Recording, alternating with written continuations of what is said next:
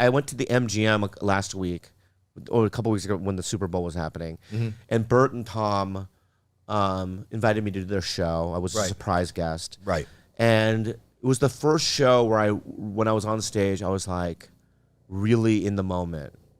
And because me and Shane Gillis were on it, and we were, and Trevor Wallace, we weren't advertised. Right. So we're all surprises. Right. It was like 15,000 seats. That's amazing. You know what I mean? In this like theater, whatever this thing, MGM stadium. Theater. Yeah, it's MGM Theater. And when they said my name, and I walked up there, and like Jimmy Kimmel, all these people are there, and I wasn't afraid. And I walked up on stage, and I just kind of took in, you know, the applause or whatever. And I was just like, wow, this is absolutely incredible. From the kid that was just making coffee in the restaurant to walking out on stage and just getting that kind of recognition. People were really excited. I was following that. I saw that on Instagram, and I saw the post, and I read comments, and people were saying, best fucking show of my life, and Bobby Lee kicked ass, and they were so excited to see you. I mean, that's even more when you are not announced, and 15,000 people are in the room not expecting it, and then you walk out as a surprise, and 15,000 people just explode, and you're not, you just are you. Yeah. And they didn't want you to stop. Yeah. I mean, there's a part of me that's like, what if no one claps? It's just crickets. Yeah. And I'm up there like, you know what I mean? But no, that didn't happen.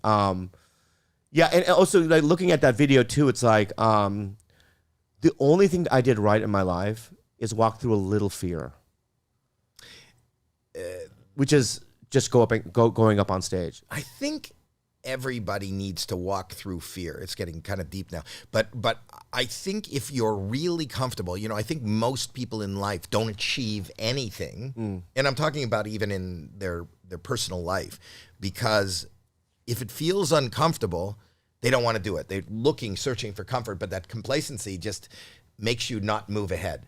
So the fact that you're willing to move ahead in relationships, in your career, in the way you think, in the way you is only moving you forward and changing you to be a different person than you were yesterday. Yeah.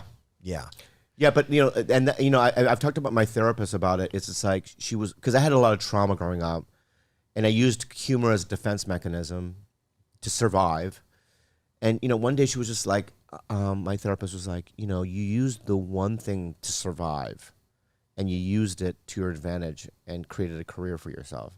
I just thought, you know, I found that to be interesting. You know what I mean? That I like the one thing that I used to soothe myself and to like, you know what I mean, exist in the world is the thing that gave me a life as well, you know?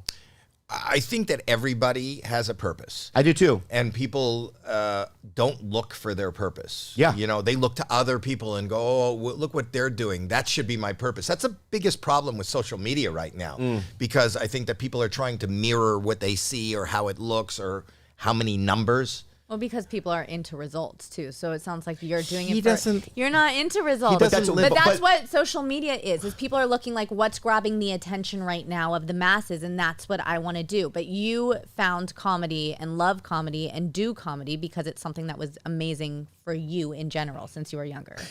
Yeah, and you know, it's funny. When I look at that, like I would still be doing stand up even if I wasn't where I'm at now.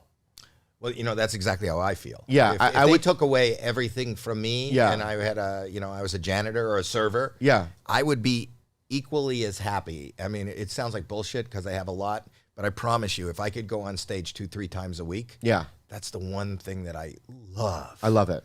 It's so therapeutic, if nothing else. And it's relieving to think that, like, if they take it away, I can still just do that. And here's the other thing that I've learned at this point.